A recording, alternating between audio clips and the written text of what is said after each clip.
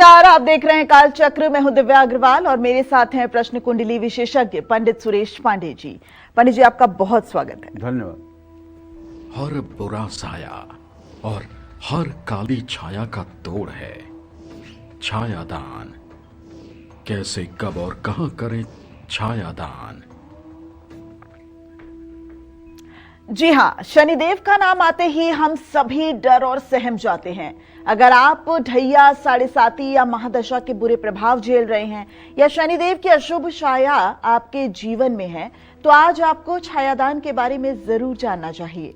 सिर्फ छायादान से ही आप पर हर कष्ट, हर दोष और हर परेशानी को आप दूर कर सकते हैं। आखिर ये छायादान होता क्या है और इसको करने से कैसे शनिदेव शांत होते हैं, आज इसी से जुड़ी खास जानकारी देंगे आपको पंडित सुरेश पांडे जी। तो कहीं मत जाइएगा और बने रहिएगा कालचक्र के साथ। तो चलिए बात करते हैं छायादान की। पंडित जी, ये तो मेरे लिए भी बड़ी अचंभा की बात है और बड़ा दिलचस्प विषय भी है कि ये छायादान होता क्या है, कि कैसे इसको हम समझें, और शनिदेव और राहु केतु के अशुभ प्रभावों को क्या छायादान से दूर किया जा सकता है? छाया मतलब शेडो, अपनी ही परछाई। जी पंडित जी बताइए। देखो, ऐसा है कि हमारे शास्त्रों में, कर्मकांड में छायादान का अपने आप में बहुत बड़ा महत्व है, बहुत बड़ा महत्व है।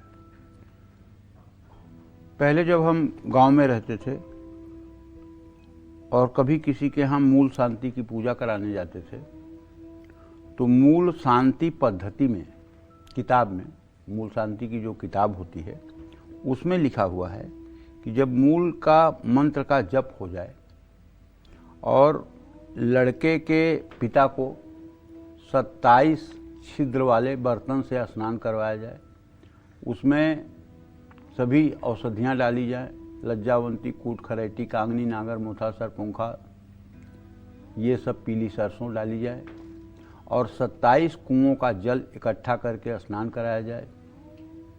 7 जगह की मिट्टी लाई जाए, राजद्वार की मिट्टी, घुड़साले की मिट्टी, गौशाला की मिट्टी, गजशाला की मिट्टी, हाँ, तो ऐसे 7 जगह की मिट्टियाँ लाई जाएं और उससे मूल शांति कराई जाए।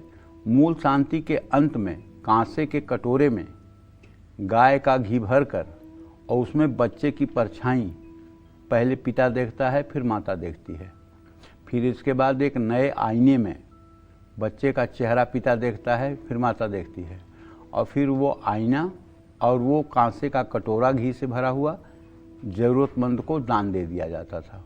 उस समय तो गांव में हम लोगों के यहाँ जो मतलब कि रहते थे नाई, वही लोग ले लेते थे, बड़े प्रसन्नता से ले लेते थे। अब की बात नहीं कह सकता हूँ, ये 50 साल पहले की बात कह रहा हूँ। अब क्या हो रहा है अब मुझे खुद भी नहीं पता है इस बात का। तो उसके बाद में बच्चे को एक लाल रंग की शॉल में, ऊनी शाल में लपेट करके और गाय के पास जाया जाता था। गाय को रोटी खिलाई जाती थी और कहा जाता था कि गाय के नथुने से जो हवा निकलेगी, बच्चे के स्पर्श करेगी, उससे मूल शांत हो जाएगा, उससे मूल का दोष समाप्त हो जाएगा। अच्छा, ठीक है। तो ऐसा हम लोग मतलब कि बचपन से देखते आ रहे हैं छायादान। तो जैसे मूल शांति में छायादान का विधान है, ये मूल शांति पद्धति में लिखा हुआ है। चाहे आप जितना मंत्र जप करवा लीजिए, चाहे जितना आप पूजा पाठ करवा लीजिए, चाहे जितना हवन करवा लीजिए, लेकिन अगर आपने छायादान नहीं किया है और गौ का स्पर्श नहीं करवाया है, तो फिर आपका ये मतलब कि जो है अनुष्ठान अधूरा है। ये अनुष्ठान अधूरा है। और एक बात दिव्या मैं तुम्हें बताना चाहूँगा, गाय जो है इस कलयुग में भी साक्षात देवता है और सब में मिलावट है। ब्राह्मणों में मिलावट है, मंत्र में मिलावट है, काला तिल मिलावटी है, गाय का घी मिलावटी है, शहद मिलावटी है, लेकिन गैया मैया अभी पवित्र है, इनमें कोई संदेह नहीं। और एक बात बड़ी विनम्रता से कहना चाहूँगा, यद्यपि मैं भी ब्राह्मण हूँ और ब्राह्मणों के बारे में बात कह रहा हूँ, और मैं आशा करता हूँ कि ब्राह्मण देव लोग मुझसे नाराज ना हो ये बात सुन करके। ब्राह्मण जानती हो भगवान को किस नंबर पे रखते हैं? भगवान को ब्राह्मण जो है, कर्मकांडी ब्राह्मण, 3 नंबर पे रखते हैं। 1 नंबर पे दक्षिणा। अच्छा, दक्षिणा मिले तो इसके आगे भगवान नहीं चाहिए, दक्षिणा मिले। दूसरे नंबर पे खान पान और वस्त्र, और तीसरे नंबर पर तब भगवान। किसी ब्राह्मण को पहले नंबर पर भगवान हो ऐसा तो हो ही नहीं सकता। जबकि भगवान को आधार बना के ही तो कमा रहे हैं। हाँ, किसी भी मंदिर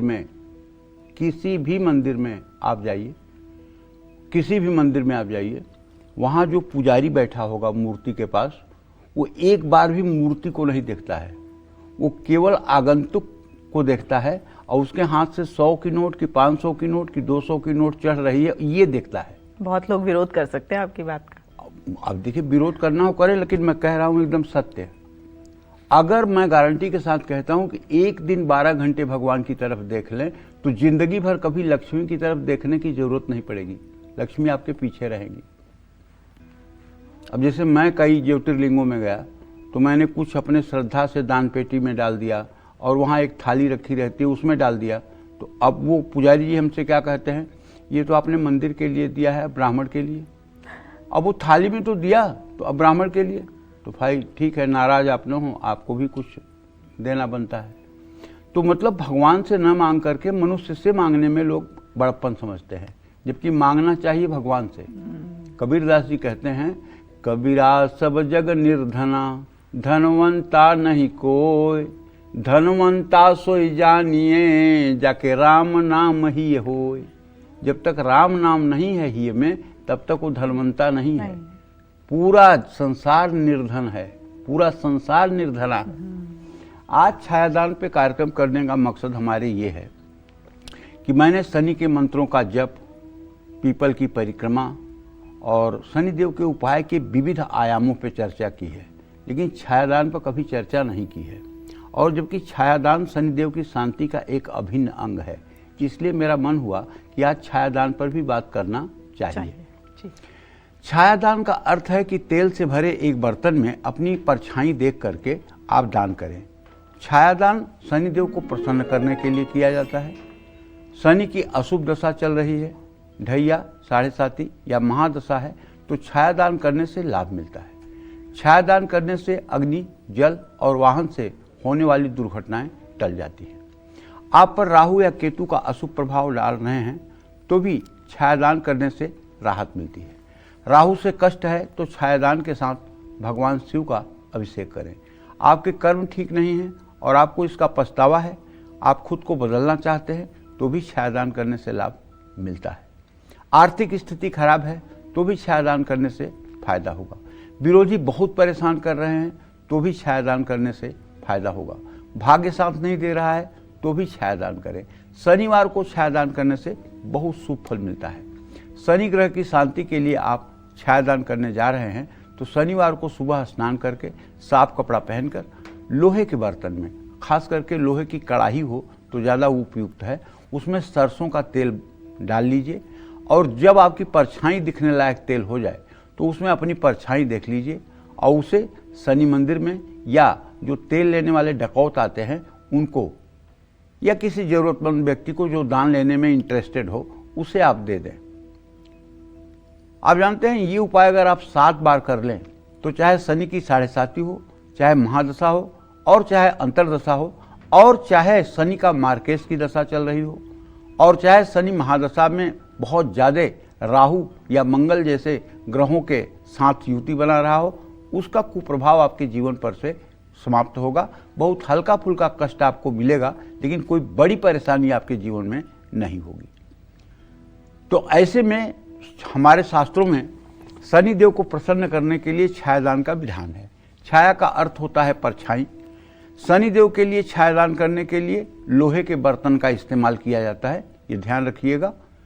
शनि को अगर छायादान शनि के लिए करना है तो लोहे की कढ़ाई में या लोहे के पात्र में, अगर लोहे का पात्र आपको नहीं मिलता, लोहे की कढ़ाई नहीं मिलती, तो स्टील के बड़े कटोरे में भी आप सरसों का तेल भरकर उसमें अपनी परछाई देख करके उसे भी दान कर सकते हैं, क्योंकि अंत में लोहा ही है वो स्टील, उस पर पॉलिश किया गया है तो लोहा ही, तो उसमें भी आप दान कर सकते हैं। आज के समय और परिस्थिति के अनुसार अगर लोहे की कढ़ाई नहीं मिलती है तो स्टील के कटोरे में भी आप दान कर सकते हैं और निश्चित रूप से इसका प्रभाव मिलेगा। लेकिन ये 7 शनिवार आपको मन लगाकर करना होगा। 7 शनिवार अगर आप करेंगे तो शनि के दुष्प्रभाव से आप मुक्त हो जाएंगे। जैसे इस समय सिंह राशि वाले, धनु राशि वाले कुंभ, मीन और मेष राशि वाले कुछ परेशान हैं। सब लोग तो नहीं परेशान हैं, लेकिन कुछ लोग परेशान हैं। अगर ये लोग छायादान कर लें तो इन्हें राहत मिल सकती है।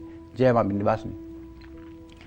पंडित जी, इससे जुड़ा ही एक और मेरे मन में सवाल है। सूर्य और शनि हैं तो पिता पुत्र, लेकिन फिर भी दोनों में ऐसी शत्रुता क्यों है?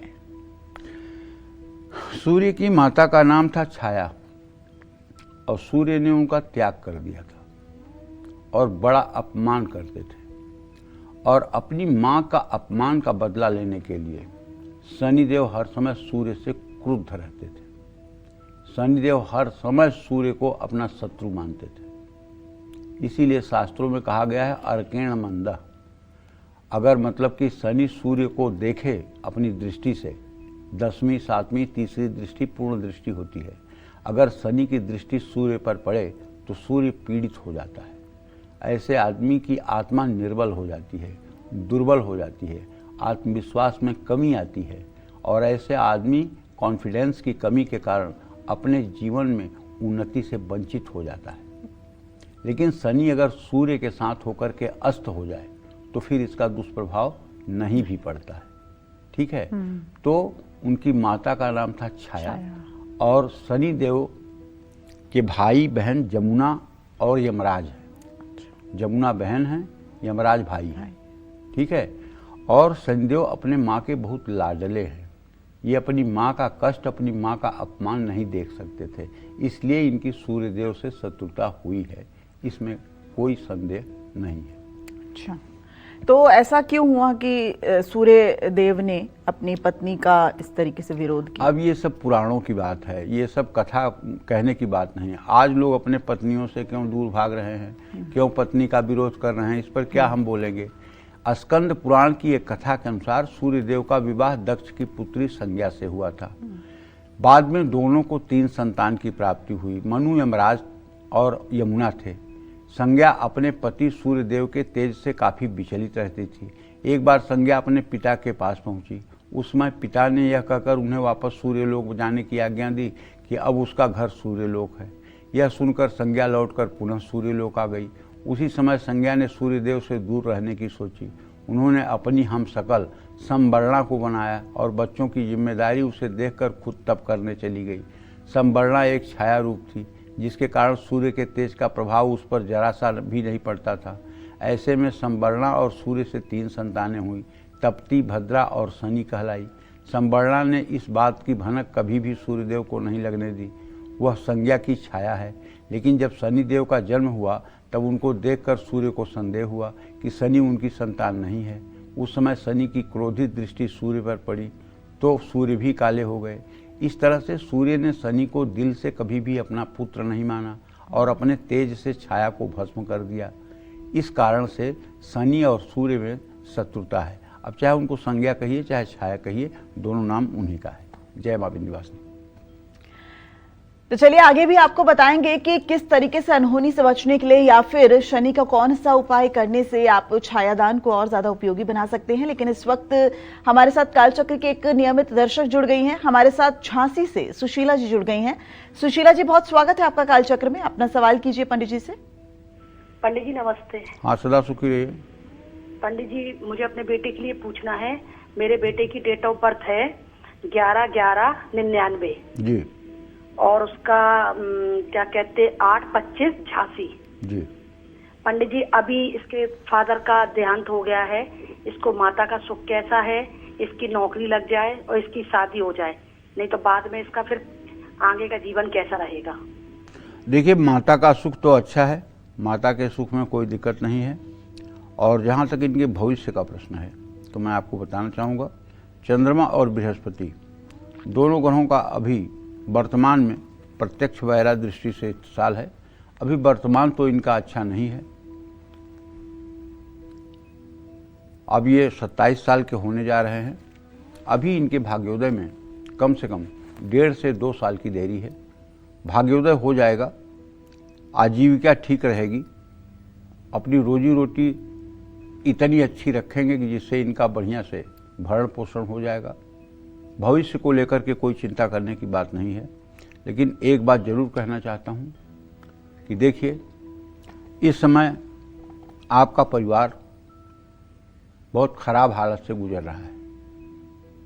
आप अपने बेटे से कहिए कि वो 100 दिनों तक लगातार सायंकाल हनुमान जी का चित्र लगाकर उनके ऊपर लाल फूल चढ़ाकर, धूप दीप जलाकर, गुड़ का भोग लगाकर या लड्डू का प्रसाद चढ़ाकर सुंदरकांड का पाठ 100 दिनों तक कर लें। अगर 100 दिनों तक शाम को सुंदरकांड का पाठ कर लेंगे तो मुझे पूरा विश्वास है कि हनुमान जी उनकी सहायता करेंगे और उनके जीवन को सुखी और समृद्धशाली बनाने के लिए हनुमान जी का आशीर्वाद उनके साथ हो जाएगा। जो भी व्यक्ति बहुत ज़्यादा विपत्ति में फंसे हुए हैं और जिन्हें अब रास्ता नहीं सूझ रहा है कि जीवन कैसे चलेगा, ऐसे सभी लोगों से कहना चाहूँगा आपके माध्यम से कि अगर हनुमान जी की शरणागति ले ली जाए तो हनुमान जी कलयुग के प्रत्यक्ष देवता हैं। इनके आशीर्वाद से रिद्धियाँ सिद्धियाँ मिल जाती हैं। इनके आशीर्वाद से दुख, दारिद्र और बीमारी सब समाप्त हो जाती है।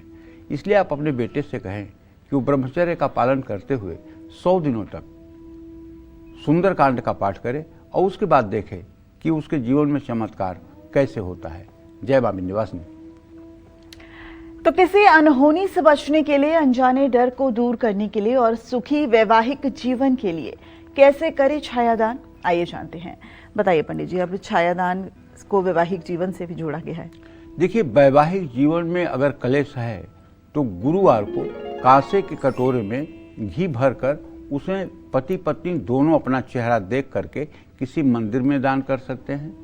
दुर्घटना से बचाव के लिए, मन से किसी भी तरह के भय को दूर करने के लिए मिट्टी के बर्तन में सरसों का तेल भरकर उसमें अपना चेहरा देखकर शनिवार को दान कर सकते हैं।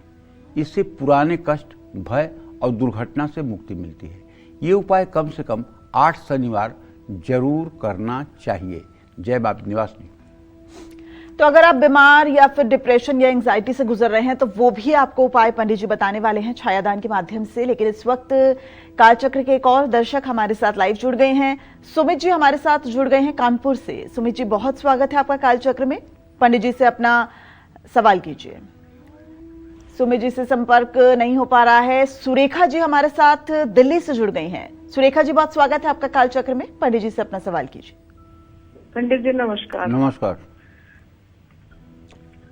हाँ, पंडित जी नमस्कार। नमस्कार, बोलते रहिए।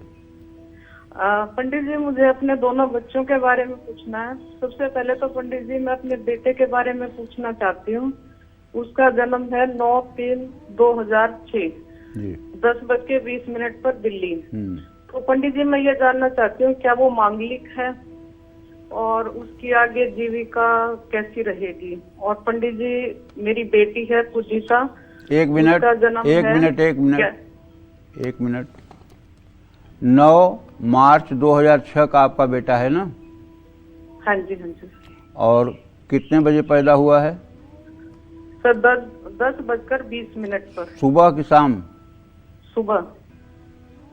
कहाँ पैदा हुआ है? दिल्ली में।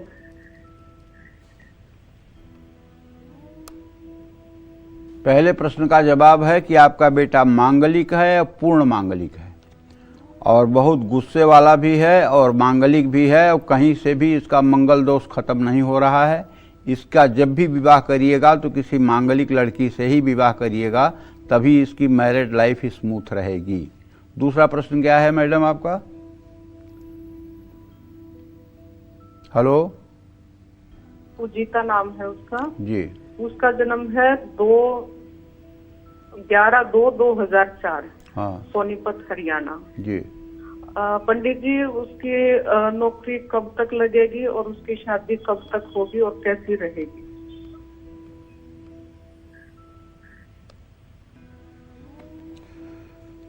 शादी में तो ज्यादा विलंब नहीं दिखाई दे रहा है। शादी का योग तो बना हुआ दिखाई दे रहा है। अब आपके प्रयास के ऊपर निर्भर करता है कि आप प्रयास करके कब तक उनकी शादी कर सकते हो। सन 2027 के नवंबर दिसंबर तक इनका विवाह हो जाना चाहिए और सन 2027 के फरवरी मार्च तक इन्हें नौकरी मिल जानी चाहिए, लेकिन सरकारी नौकरी का योग बनता हुआ दिखाई नहीं दे रहा है।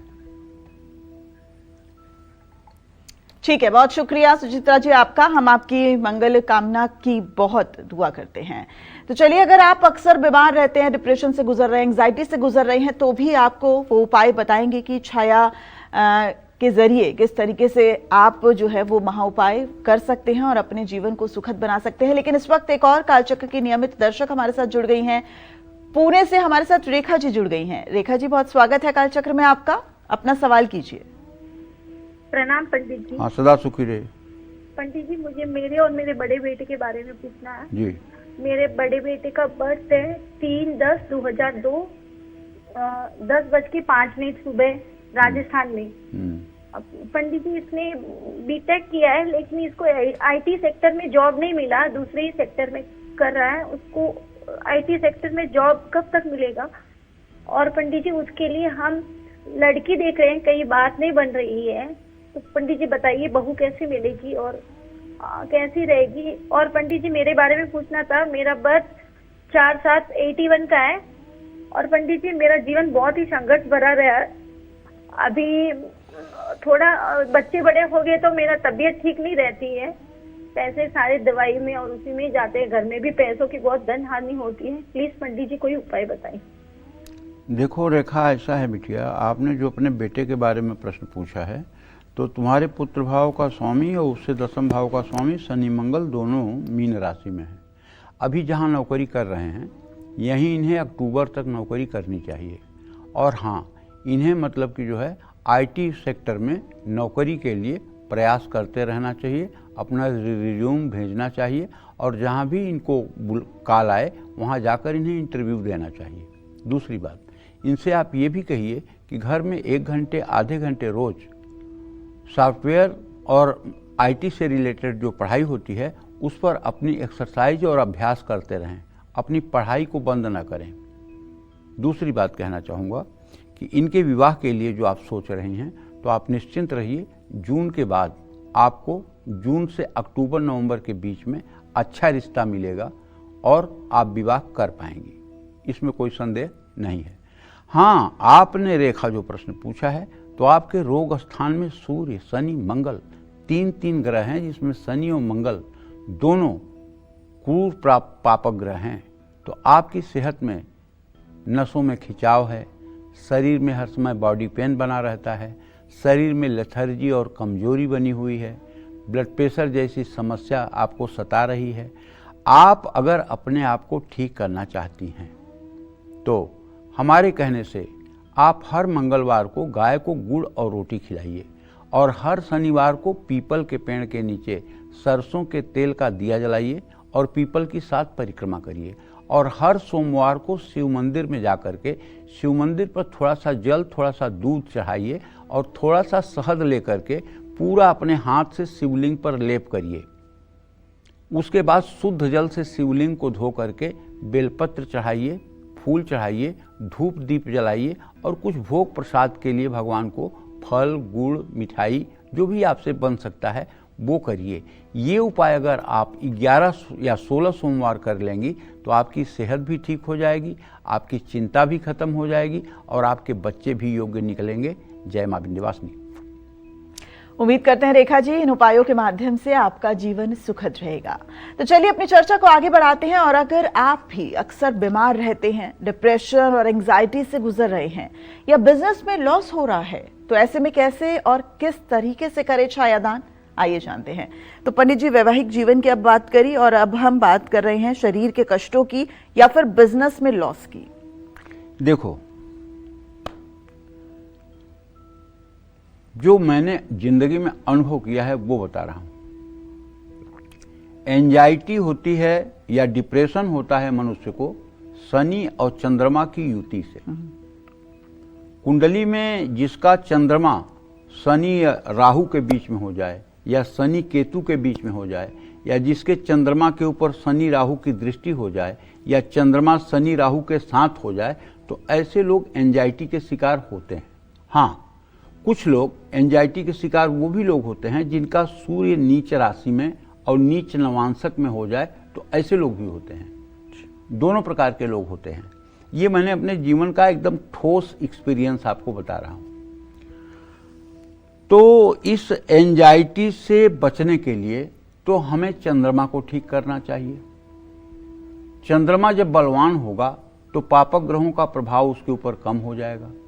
और चंद्रमा को बलवान करने के दो ही रास्ते हैं, या तो भगवान शिव की आराधना में लग जाइए और या तो चंद्रमा की आराधना में लग जाइए। चंद्रमा की आराधना से बहुत देर में फल मिलेगा। भगवान शिव की आराधना में, क्योंकि वो आशुतोष औढ़रदानी हैं, सर्वसमर्थ हैं, उनकी साधना से जल्दी फायदा मिलेगा। अगर एंजाइटी के लोग ओम जूम सह, ओम सोचते हुए श्वास को नाभि तक खींचें और जूम सह सोचते हुए श्वास को धीरे धीरे बाहर निकालें, और ये अभ्यास शुरू में 24 मिनट से शुरू करें और 1 साल पहुँचते पहुँचते इसको 60 मिनट तक पहुँचा दें, तो मैं दावे के साथ कहता हूँ किसी तरह का मानसिक रोग, किसी तरह का डिप्रेशन, किसी तरह की एंजाइटी आपसे कोसों दूर रहेगी।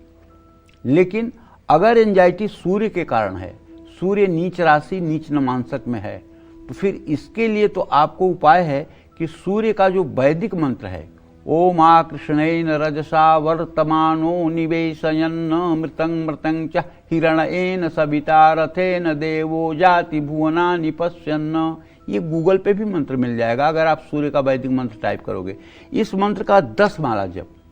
इस एंजाइटी की परख ये है कि बच्चा एग्जामिनेशन का टाइम टेबल आते ही बीमार होना शुरू कर जाए और एग्जाम आते आते वो ऐसा हो जाए कि एग्जामिनेशन हॉल में न जा पाए, तो समझ लो ये वाला डिप्रेशन है, उसको सूर्य वाला। या बच्चा पढ़ने में बहुत अच्छा है लेकिन पेपर देखने पर के बाद उसकी मानसिक स्थिति खराब हो जाए, ब्लैंक हो जाए और वो पेपर ना ठीक करके आए, तो ये समझ लो सूर्य वाली स्थिति है। ये मैंने एक्सपीरियंस किया है और ये मेरा गहन चिंतन है, इसमें कोई संदेह नहीं है। तो ऐसे अभिभावकों को चाहिए कि जिनके बच्चे सूर्य के नीच नमांसक में हैं या सूर्य नीच राशि में है, ऐसे सभी अभिभावक को चाहिए कि अपने बच्चों के एग्जाम से 1 हफ्ते पहले सूर्य की वैदिक शांति कराएं, जिसमें 12 ब्राह्मण 31,000 मंत्रों का जप करें, हवन तर्पण मार्जन करें और ब्राह्मण को भोजन कराएं। और उसी में एक क्रिया करें कि एक सुंदर सा कांसे के कटोरे में तिल का तेल भर करके और उस बच्चे का छाया दान करवा दें। एकदम पक्का मान लो कि एंजाइटी गायब, और वो बच्चा पेपर ऐसा करके आएगा कि जैसे खेल खेल के आ रहा है और नंबर भी बहुत अच्छे आएंगे। ऐसा होता है वाकई में? अरे होता ही है, मैं कोई बिना अनुभव की बात बोलता ही नहीं हूं। मैं केवल बोलने के लिए नहीं बोलता हूं, मैं वही बोलता हूं जो मेरा एक्सपीरियंस, जो मेरा प्रयोग और जो मैंने देखा है। जी, बड़ा कारगर है फिर तो छायादान। छायादान बहुत कारगर है, छायादान थोड़ा बहुत नहीं, बहुत कारगर है। और सनातन धर्म के पूजा पद्धति का एक बड़ा विशिष्ट अंग है छायादान। छायादान सनातन धर्म के पूजा पद्धति का एक अभिन्न अंग है। जानकारी के अभाव में लोग इसको नहीं जानते हैं, क्योंकि आजकल तो पंडिताई 3 ही बातों पे हो जाती है। एक तो कह दो कि आपको काल सर्प दोष है, दूसरा कह दो कि आपको पितर दोष है, और तीसरा कह दो कि आपके ऊपर कुछ किया कराया है। किसी ने आपके ऊपर ब्लैक मैजिक करवा दिया है, किसी ने आपके ऊपर जादू टोना करवा दिया है। बस 3 बात कह दीजिए, अब 3 बातों का आपसे उपाय कराएंगे, आपको कुछ माल टाल मिल जाएगा, उनका चाहे कुछ भला हो या ना हो, आपका भला तो हो ही जाएगा। जबकि काल सर्प योग ज्योतिष का कोई योग नहीं है। ज्योतिष की सारी किताबें मैंने भी पढ़ी है, कहीं काल सर्प योग का किसी प्रामाणिक ग्रंथ में नाम नहीं है। ये हिंदी की बुक्स जो लिखी गई हैं उन्हीं में काल सर्प योग का नाम है। पितर दोष जानने की कोई विधा नहीं है। जिनके माता पिता जीवित हैं उनको पितर दोष कैसे लगेगा? पितर दोष तो उनको लगेगा जिनके माता पिता नहीं हैं। तो पितर दोष तो यहाँ 8 साल के बच्चे को भी बता रहे हैं। और अगर आपको कोई परेशानी है तो आपकी जेठानी या आपकी देवरानी के नाम लगा दिया जाएगा, उसने आपके ऊपर कुछ करवा दिया है। और आप महिला स्वभाव की हैं, आपको शक जल्दी होगा, आप मान भी लेंगी कि हाँ जेठानी देवरानी हमसे जलती हैं तो उन्होंने मेरे ऊपर जरूर कुछ करवाया होगा, तो आप पागल होकर उन्हीं के पीछे घूमने लगेंगी। काला जादू कर दिया है, ये करवा दिया है, वो करवा दिया है। कोई आज तक ये कहने वाला नहीं मिला कि महाराज जी मैंने पूर्व जन्म में कोई पाप किया है जिसके कारण मैं भोग रही हूँ या जिसके कारण मैं भोग रहा हूँ। कोई कहने वाला ये नहीं मिला। सब धर्मात्मा हैं, खुद को सब पूर्व जन्म में मतलब कि मोती दान करके आए हैं। कोई नहीं कहता कि मेरे पूर्व जन्म के कोई पाप हैं जिसके कारण मैं ये मतलब कि दुख सह रहा हूँ। कोई कहने वाला नहीं मिला। कुछ करवा दिया किसी ने, कुछ कर दिया किसी ने, हमारे घर के सामने इतनी बड़ी कील मिल गई, हमारे घर के सामने उड़द मिल गई, हमारे घर के सामने पीले फूल मिल गए, हमारे घर के सामने नींबू मिल गया। अरे मैं तो किसी को डराने के लिए, अगर किसी के घर के सामने नींबू या जायफल या कोई चीज रख दीजिए तो डर के मारे, शंका के मारे भूत पकड़ लेगा। भूत शंका है, अगर आपको शक हो गया किसी बात पर तो वही भूत है। तो कहने का आशय ये है कि कारोबार में अगर घाटा हो रहा है, साझेदारों से विवाद है, साझेदार नुकसान पहुंचा रहे हैं, तो बुधवार को पीतल के कटोरे में घी भरकर उसमें अपनी छाया देखकर योग्य पात्र या जरूरतमंद को दान करें। सुंदरकांड और हनुमान चालीसा का नियमित पाठ करें। कुंडली में शनि ये दूसरे स्थान में बैठकर दांतों का रोग दे रहा है, या चौथे भाव में वायु से जुड़े रोग दे रहा है, या छठे, सातवें, आठवें भाव में बैठा शनि जोड़ों में दर्द देता है, 10वें भाव में बैठा शनि भयंकर वायु रोग देता है, आप लंबे समय से बीमार हैं, किसी गंभीर रोग से पीड़ित हैं, बार बार बीमार पड़ते हैं, मानसिक और शारीरिक स्वास्थ्य ठीक नहीं है, डिप्रेशन या एंजाइटी से परेशान हैं, तो शनिवार को लोहे के बर्तन में तिल का तेल भरकर उसमें अपना चेहरा देखकर दान कर दीजिए। ये उपाय 19 शनिवार कर दीजिए। 7मुखी रुद्राक्ष की माला या 7मुखी रुद्राक्ष का एक दाना आप अपने गले में धारण कर लीजिए। इन सब चीज़ों से आपको राहत मिल जाएगी। और हाँ, अगर बिच्छू की जड़ मिल जाए, बिच्छू माने बिच्छू नहीं, बिच्छू एक पेड़ होता है, अच्छा। उसमें बिच्छू के डंक की तरह कांटे होते हैं। बिच्छू की जड़ अगर मिल जाए, बिच्छू के पेड़ की जड़ मिल जाए, प्रायः ये रेलवे के पटरियों के किनारे मैंने देखा है इसको उगते हुए, लेकिन पंसारी की दुकान पर ये मिल जाता है। बिच्छू की जड़ मिल जाए तो उसे नीले रंग धागे में करके अगर गले में धारण कर लिया जाए तो उससे भी शनि दोष से काफ़ी पीड़ा से राहत मिलती है। लेकिन अगर राहु के कारण परेशानी होगी तब आप क्या करेंगे? तो चंदन की जड़ अगर मिल जाए तो उसे आप नीले धागे में गले में धारण कर लें, उससे लाभ मिल जाएगा। केतु के कारण भी एंजाइटी और डिप्रेशन होता है। चंद्रमा केतु के साथ ग्रहण दोष में होता है, तब भी आदमी नकारात्मक सोच में डूबा रहता है, तब भी डिसीजन लेने में आदमी एकदम से लापरवाह रहता है। ऐसा व्यक्ति यदि अश्वगंधा की जड़ नीले धागे में गले में धारण करे, उससे भी लाभ मिलता है। जय मां विंध्यवासिनी। तो अब तक तो ये जान ही चुके होंगे आप सभी कि छायादान कितना असरदार है। वैवाहिक जीवन हो, आपके शरीर में कोई कष्ट हो या आपका बिजनेस का लॉस हो, छायादान सभी में आपकी पूर्णतः मदद करता है। लेकिन छायादान से जुड़ी और भी खास जानकारी आपके साथ साझा करेंगे। क्रमे आज पंडित जी आपको छायादान से जुड़ी सबसे खास और यूनिक जानकारी दे रहे हैं। छायादान से न सिर्फ शनिदेव की कृपा मिल सकती है, बल्कि छायादान से आपके जीवन की हर छोटी बड़ी परेशानियां भी दूर हो सकती हैं। अगर आप भी बेरोजगार हैं, नौकरी में संकट है या प्रमोशन मिले कहीं साल हो चुके हैं, तो ऐसे में आपको कैसे करना चाहिए छायादान, आइए जानते हैं। बताइए पंडित जी, अब तो ये तो कुछ संजीवनी मिल जाएगी ऐसा लग रहा है नौकरी पेशा वालों। देखो दिव्या, एक बात मैं कहना चाहूँगा, अपने उन प्रेमी सनातन धर्मियों से जो भगवान में आस्था रखते हैं, ठीक है ना।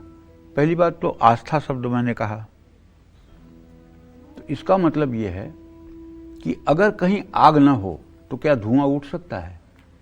अगर आग हो ही ना तो धुआं उठ सकता है? नहीं। इसी तरह से अगर आपके अंदर नास्तिकता छिपी हुई नहीं है तो वो प्रकट हो सकती है। अगर आपके अंदर सिर्फ आस्तिकता है तो कभी नास्तिकता प्रकट हो सकती है? नहीं ना। लेकिन हमारा जीवन अच्छा चल रहा है, हम सात्विक और आस्तिक बने हुए हैं, लेकिन जरा सा हमारे जीवन में विपरीत परिस्थिति उत्पन्न हुई, जरा सा हमारे मन के विपरीत काम हुआ, तो हमारा भगवान पर से विश्वास उठ रहा है, हमारा पूजा पाठ पर से विश्वास उठ रहा है, हमारा धर्म कर्म पर से विश्वास उठ रहा है। तो इसका मतलब कि नास्तिकता मेरे अंदर पहले से थी विद्यमान, तब तो प्रकट हो रही है। बिल्कुल। सुभद्रा भगवान कृष्ण की सगी बहन थी और सुभद्रा का सगा बेटा अभिमन्यु था। 16 साल की उम्र में चक्रव्यूह में वो मारा गया। अर्जुन का पुत्र था और अर्जुन भगवान श्री कृष्ण के कितने प्रिय थे इसका कहने का कोई आशय ही नहीं है।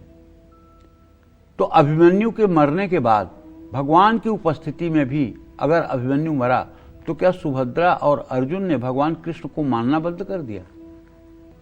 और आज तो स्थिति यह है कि अगर किसी का बेटा मर जाए या किसी की नौकरी छूट जाए, या किसी के पति को कैंसर हो जाए, या किसी की पत्नी की अकाल मृत्यु हो जाए, तो सबसे पहला काम करेंगे, घर के अंदर जितने देवी देवता के फोटो हैं सबको समेटेंगे और ले जाकर के घर के बाहर फेंक कर आएंगे और कहेंगे कि पूजा पाठ कुछ नहीं होता, ये सब ढोंग है, इन सब चीज़ों में कुछ नहीं।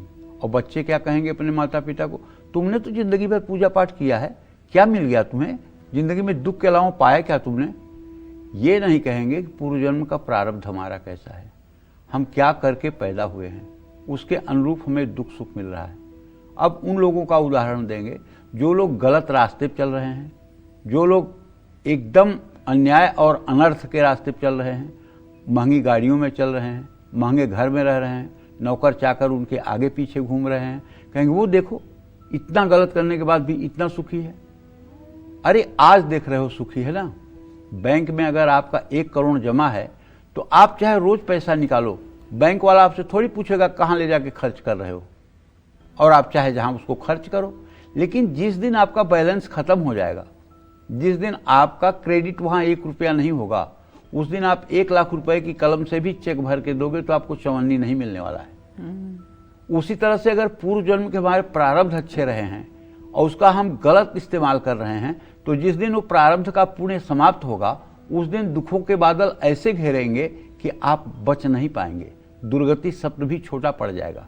इसलिए अगर कोई अनीति के रास्ते पर चल करके और सफलता अर्जित कर रहा है तो उसको अपना आप आदर्श मत बनाइए, बल्कि आप सही रास्ते पर चलने का प्रयास करिए।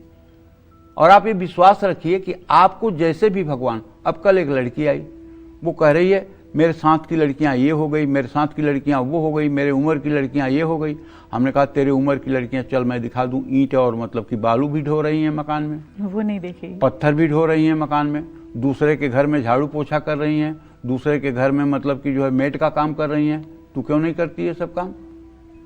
ऊपर ही क्यों देख रही है, थोड़ा सा नीचे भी देख ले। तो इसको मत्सर कहते हैं। मत्सर मतलब मत माने मुझसे, सर माने आगे, मुझसे आगे कोई कैसे है, इसको मत्सर कहते हैं। ये 6 दोषों में एक दोष है, काम, क्रोध, मोह, लोभ, मद, मत्सर। मत्सर एक दोष है। हमें क्यों किसी से देखना चाहिए कि आप मतलब कि पनीर खा रहे हैं और हम प्याज खा रहे हैं, हम खाएंगे प्याज, हमें भगवान ने प्याज दिया है, आपको भगवान ने पनीर दिया है, आप उसमें खुश, हम इसमें खुश। आप 10 इंच के मोटे गद्दे पर सो रहे हैं, आप खुश, मैं एक चटाई पे सो रहा हूं, मैं खुश। नींद जिसको अच्छी आए वो खुश। तो कहने का मतलब यह है कि हम किसी से अपना तुलना क्यों करें, हम किसी को अपने आप को किसी से तुलना क्यों करें।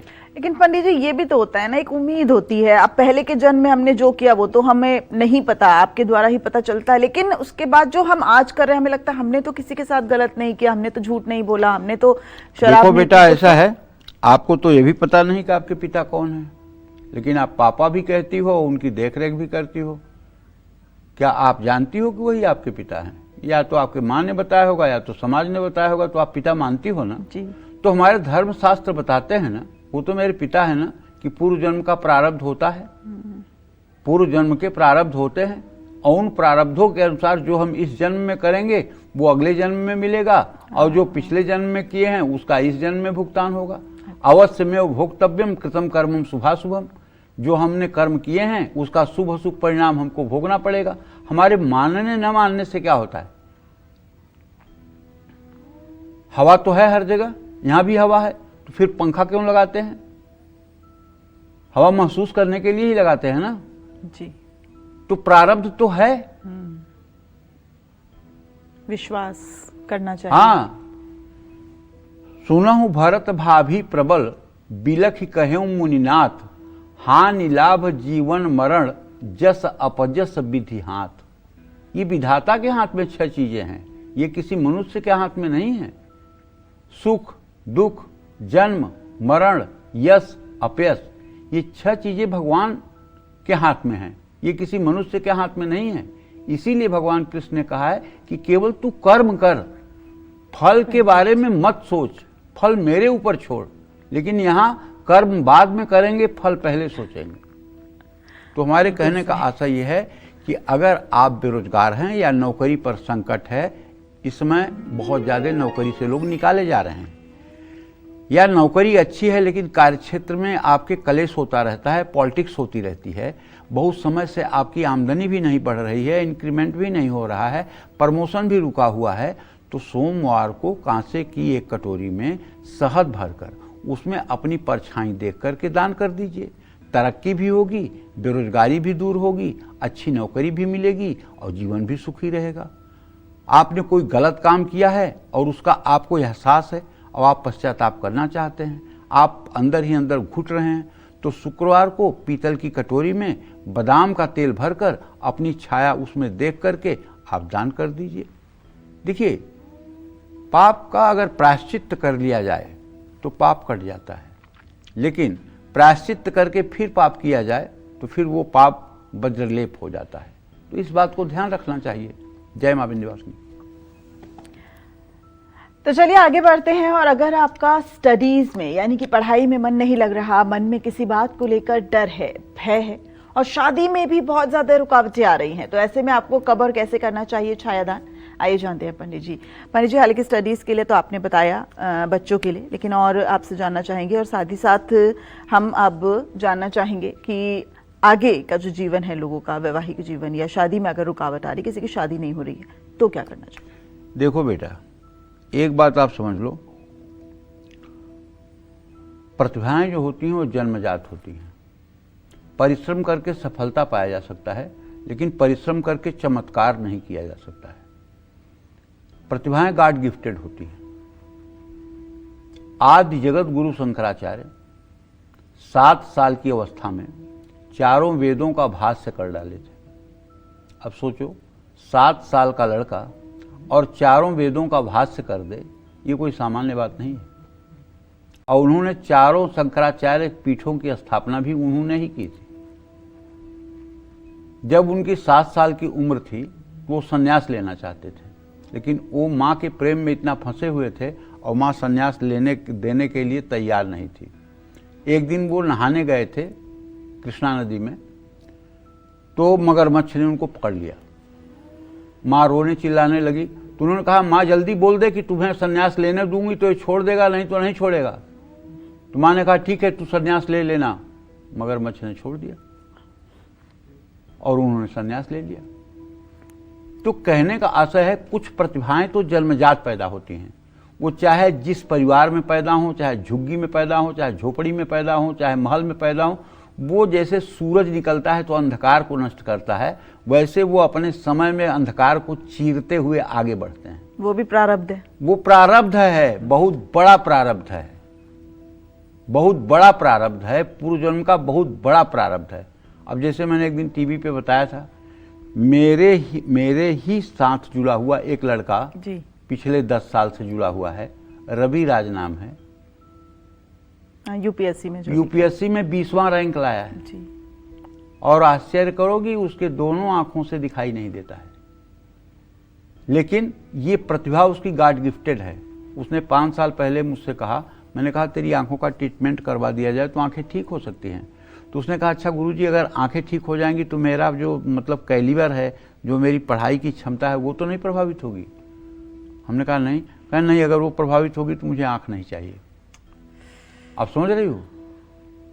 तो कहने का मतलब प्रतिभाएं जन्मजात होती हैं। अब जब हम कुंडली देखते हैं तो पहले हम ये देखते हैं, अगर कोई विद्यार्थी है कि इसका द्वितीयेश और पंचमेश की स्थिति क्या है, इसके द्वितीय और पंचम भाव पर दृष्टि किसकी है, फिर ये देखते हैं कि बृहस्पति का बलाबल कितना है, फिर हम शिक्षा पर आते हैं, शनि की स्थिति क्या है, शनि की स्थिति अगर अच्छी है तो इंजीनियर बन जाएगा, चंद्रमा की स्थिति अगर पीड़ित है तो डॉक्टर बन जाएगा, मंगल की स्थिति बहुत अच्छी है तो वो मतलब कि फोर्स में चला जाएगा, बुध की स्थिति अगर अच्छी है तो टीचिंग और बैंकिंग में चला जाएगा, बृहस्पति की स्थिति अच्छी है तो धर्मोपदेशक हो सकता है या शिक्षा के क्षेत्र में जा सकता है, शुक्र की स्थिति अगर बहुत अच्छी है तो वो मतलब कि ग्लैमर की दुनिया में जा सकता है, शनि की स्थिति अगर अच्छी नहीं है तो वो ऐसा आदमी सेवक हो जाता है, किसी की सेवा करने वाला हो जाता है, चाकरी करने वाला होता है। तो कहने का मतलब कि पहले तो ये डिसाइड होना चाहिए कि इस आदमी का व्यक्तित्व और इसका प्रारब्ध है कैसा, उसके बाद उपायों का सिलसिला शुरू होता है। तो तो अगर ज्योतिष शास्त्र की बात करें तो अगर किसी की शादी टूट रही है तो शादी तभी टूटेगी जब सप्तम भाव में पापग्रह होंगे, जब लग्नेश और सप्तमेश का 6वां 8वां संबंध होगा, तभी शादी टूटेगी। इसलिए अगर किसी लड़की के कुंडली में लग्नेश सप्तमेश 6ठे 8वें हैं तो जिस लड़के की कुंडली में लग्नेश 6ठे 8वें ना हो उसी से विवाह करना चाहिए, क्योंकि लड़के की कुंडली में शादी अगर नहीं टूटने का योग है तो शादी नहीं टूटेगी। या लड़के की कुंडली में शादी टूटने का योग है तो जिस लड़की की कुंडली में शादी न टूटने का योग है उससे विवाह करना चाहिए। लोग कुंडली मिलाने में क्या मिलाते हैं मालूम है आपको? गुण मिलाते हैं। अरे गुण क्यों मिलाते हो? अब 25 साल के नीचे के लड़के लड़कियों का विवाह नहीं हो रहा है, इनके तो गुण प्रकट हैं। कौन वेजिटेरियन है, कौन नॉनवेज है, कौन पूजा करने वाला है, कौन नास्तिक है, कौन सिगरेट और चाय एक साथ पी रहा है, कौन मतलब कि शराब पी रहा है, इनके गुण तो प्रकट हैं। इन गुणों को मिलाओ, पता लगा कि पत्नी लहसुन प्याज नहीं खाती और पति रोज नॉनवेज के बिना रहता नहीं, ये कैसे चलेगी फैमिली लाइफ? ये गुण मिलाना चाहिए कि नहीं मिलाना चाहिए? कि अब वो भकूट मिलाओगे और वर्ण तारा मिलाओगे? 36 गुण मिल रहे हैं, शादियां टूट रही हैं। 36 गुण मिली हुई कुंडली के शादियां टूट रही हैं। क्यों? इसलिए टूट रही हैं कि समाज की सोच बदली हुई है।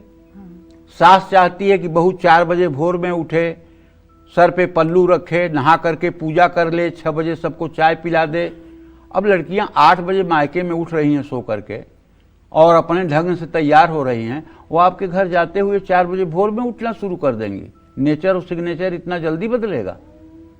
तो सास जी तो नाराज रहेंगी, हर समय कुड़ती रहेंगी, तो अब पारिवारिक जीवन में जहर होगा। अगर लड़का ममाज बॉय है, माँ के ही कहने में है, तो पत्नी से नहीं बनेगी। अगर लड़का बुद्धिमान है तो माँ को भी संतुलित करेगा, पत्नी को भी संतुलित करेगा। इसलिए लड़कियां आजकल न्यूक्लियर फैमिली भी चाहती हैं। हाँ, न्यूक्लियर फैमिली तो चाहती हैं, लेकिन सभी लड़कियां नहीं चाहती हैं। लड़कियां अच्छी भी होती हैं, लेकिन कुछ सास ऐसी होती हैं कि कहीं बेटा मेरा बहू के कहने में ना आ जाए, तो ऐसा भी करती हैं। तो कहने का मतलब कि अगर आपकी शादी टूट चुकी है या आपको अपना भविष्य अंधकार में लग रहा है या आपकी शादी में बहुत रुकावट आ रही है, तो रविवार को तांबे के बर्तन में देसी घी भरकर छायादान करें और दशरथ कृत शनि स्तोत्र का पाठ करें। ओम नमः शिवाय का मंत्र हर समय जपें, क्योंकि शनि के गुरु शिव है। मन से हर तरह का भय दूर होगा। और शनि की 7.5 या ढैया के दौरान अगर पढ़ाई में मन नहीं लग रहा है तो शनि मंत्रों का जप करें। नीलांजन समाभासम रविपुत्रम हेमाग्रजम छाया मार्तंड संभूतम तम नमामि शनिश्चरम। अगर इस मंत्र को 108 बार शनिवार को पीपल के नीचे कर दिया जाए तो शनिदेव बहुत प्रसन्न होते हैं और छाया दान करने से भी लाभ मिलता है। जय मां विंध्यवासिनी।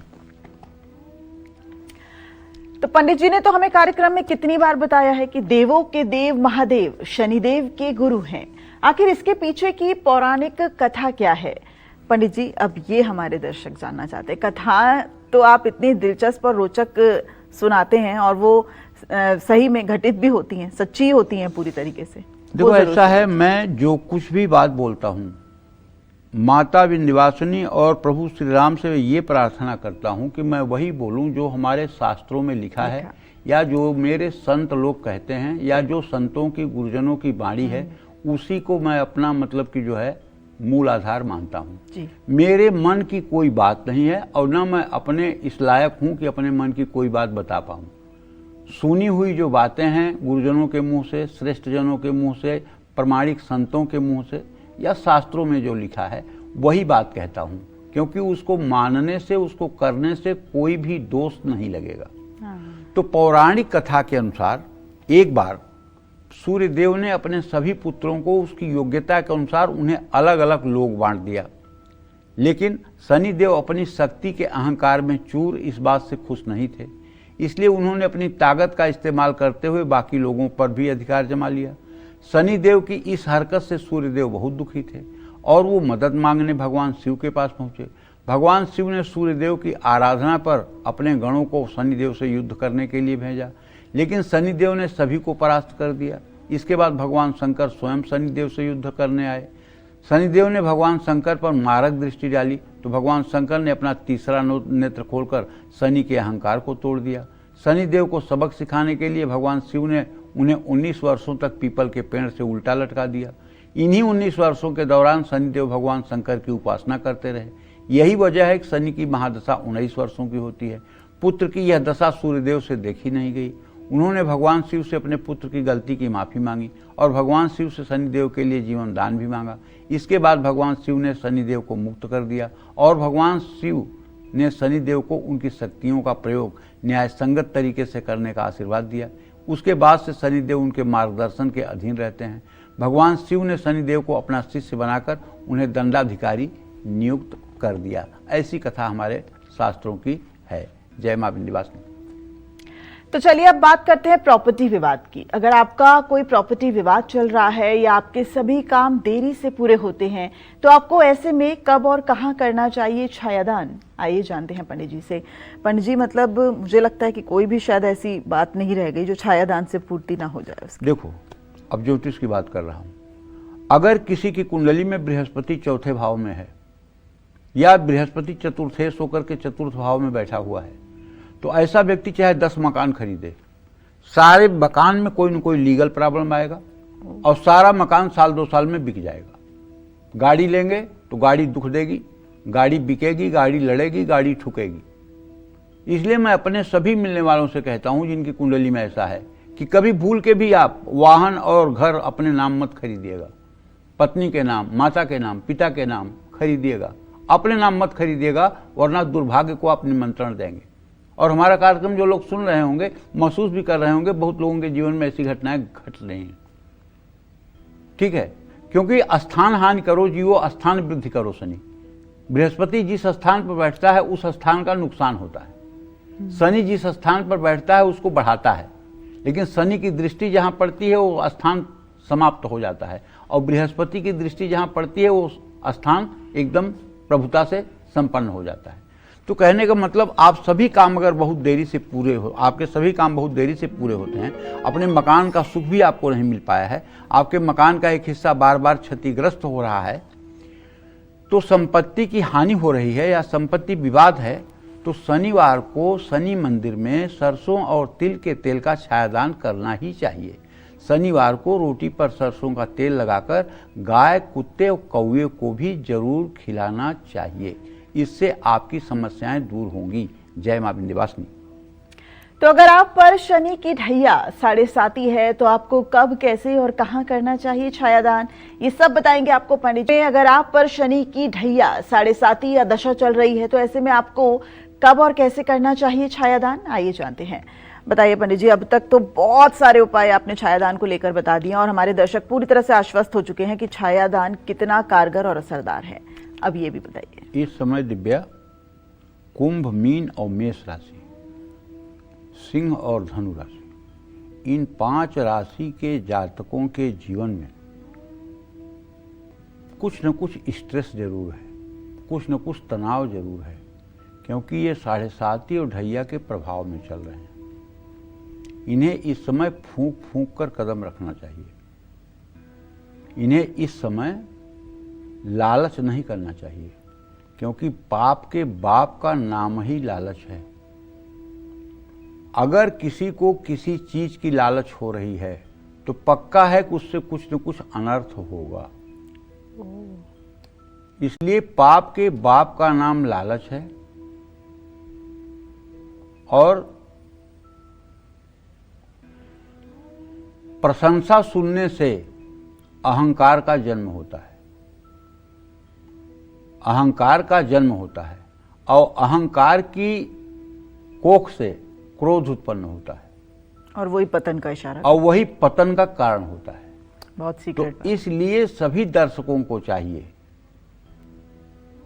कि शनि की ढैया है या 7.5 है तो आपको सात्विक तरीके से जीना चाहिए और अपने आप को संतुष्ट रखना चाहिए। हाँ, 7 मुखी रुद्राक्ष भी फायदा करेगा, लेकिन इसका मतलब नहीं कि 7 मुखी रुद्राक्ष आप पहन लिए तो आपको अब कर्म करने की जरूरत नहीं। भगवान शिव आ जाएंगे कैलाश पर से, वो आपके घर में सोने का सिक्का रख के चले जाएंगे, ऐसा कुछ है नहीं। हाँ, रुद्राक्ष एक ऐसी चीज है कि जिसको आप तांबे की प्लेट पे रख करके और तांबे का एक बर्तन ऊपर से टच कराइए तो घूमने लगता है। उसमें बड़ी चुंबकत्वीय शक्ति होती है, तो जब आप उसे हृदय पर धारण करेंगे तो उसकी चुंबकत्वीय शक्ति आपके हार्ट बीट को संतुलित करेगी, आपके लंग्स को संतुलित करेगी, उसका एक पॉजिटिव इफेक्ट आपको दिखेगा। इसलिए रुद्राक्ष का महात्म कहा गया है। और अगर आप शनि के मंत्रों का जप कर रहे हैं, ओम सन्नो देवरभिष्टयो आपो भवन्तु पीतये संयोरभिस्रवन्तुनः, यह वैदिक मंत्र है। और पौराणिक मंत्र है नीलांजम समाभासम रविपुत्रम यमाग्रजम छाया मार्तंड संभूतम तम नमामि शनैश्चरम। और एक मंत्र है ओम सं शनैश्चराय नमः। तो शनि की 7.5 अढ़ैया में आपके मन में किसी तरह का डर बैठ गया है, आपको डरावने बुरे सपने आ रहे हैं, तो हनुमान चालीसा का पाठ कर लीजिए, हनुमान जी की शरणागति ले लीजिए, बजरंग बाण और पंचमुखी हनुमान कवच का पाठ कर लीजिए। शनि की 7.5 अढ़ैया में अगर नौकरी में किसी तरह की कोई परेशानी है तो हर रोज सुंदरकांड का शाम को पाठ कर लीजिए। शनि की दशा में अगर आर्थिक परेशानी हो रही है तो सात्विक आहार और जीवन शैली अपनी ठीक कर लीजिए। मंगलवार का व्रत करना शुरू कर दीजिए। हनुमान जी को सिंदूर और गाय के घी का चोला चढ़ा दीजिए। हनुमान सहस्र नामावली का पाठ कर लीजिए। शनिवार को काली उड़द की दाल का दान कर दीजिए। अगर घर में कलेश रहता है तो शाम के समय अपने घर में सरसों के तेल का दिया जला दीजिए। मैंने एक चीज गुजरात में देखा दिव्या, अभी मेरा एक बार अहमदाबाद जाना हुआ था, देखा कुछ लोग अपने घरों पर मुझे बुलाए थे, आग्रह किए थे कि आइए आइए। होता नहीं है किसी आदमी को टीवी पे देख रहे हैं तो ऐसे सामने देखने पर बड़ा मतलब अजब गजब का अनुभव होता है। हमें कुछ नहीं होता है लेकिन लोगों को होता है, जो मुझे लगता है। तो वहाँ एक चीज मैंने देखा कि शाम के समय हर दरवाजे पर एक दिया जल रहा होगा और हर घर का मेन एंट्रेंस गेट खुला होगा। आप ही बताते हैं अपने शो में हमेशा। तो हमने 10-5 लोगों से पूछा कि ऐसा क्यों, क्योंकि हमारे दिल्ली में तो आप ढूंढ के मर जाइए, शाम को एक गेट खुला नहीं मिलेगा और किसी घर के दरवाजे पर दिया नहीं दिखेगा। गुजरात में दिखा। तो लोगों ने बताया कि इस समय यहाँ की मान्यता है कि लक्ष्मी जी सैर पर निकलती हैं, भ्रमण पर निकलती हैं, और जहाँ मतलब कि रंगोली बनी होती है, जहाँ दिया रहता है, जहाँ दरवाजे पर साफ सफाई रहती है और घर का प्रवेश द्वार जहाँ खुला रहता है, वहाँ महालक्ष्मी का आगमन होता है। तो 24 मिनट से लेकर के आधे घंटे तक दरवाजे के खोलने का ये रिवाज है। यहाँ तो दिवाली पे ही मानते हैं सिर्फ, और यहाँ दिवाली पर दिया जलाने को मानते हैं। वो भी गेट नहीं खोलेंगे, गेट तो तभी खोलेंगे जब घंटी आप बजाओगे। ठीक है, तो करना चाहिए, संस्कृति है उसका पालन करना चाहिए। अगर आप कर सकते हैं तो करना चाहिए जी। और बजरंग बाण का पाठ करिए। शनि की शांति के लिए सरसों के तेल या तिल के तेल का दान करिए। हनुमान चालीसा, हनुमान अष्टक, हनुमान मंत्र, सुंदरकांड, पंचमुखी हनुमान कवच, हनुमान सहस्रनामावली, बजरंग बाण का नियमित पाठ करिए। शनि की शांति के लिए काले कुत्ते को रोटी खिलाइए। सरसों के तेल से शनि मंदिर में अभिषेक करिए। घोड़े की नाल का छल्ला दाहिने हाथ की मध्यमा में शनिवार को जरूर धारण करिए। शनिवार की शाम को पीपल के पेड़ के नीचे सरसों के तेल का दिया जलाए। अगर शनि की महादशा में आप गंभीर बीमारी में परेशान हैं, आपकी लीवर सिरोसिस हो गया है, या अब आपकी किडनी फेल हो रही है, या आपके लंग्स में बहुत ज़्यादा इन्फेक्शन हो गया है, अरे तो देर मत करो। 1 कटोरा पका हुआ चावल, 4 चम्मच दही, 4 चम्मच गाय का घी और 1 पाव गुड़, चारों चीज़ों को मिला करके और फटाफट काली भैंस को 7 शनिवार आप खिला दीजिए या काली गाय को खिला दीजिए।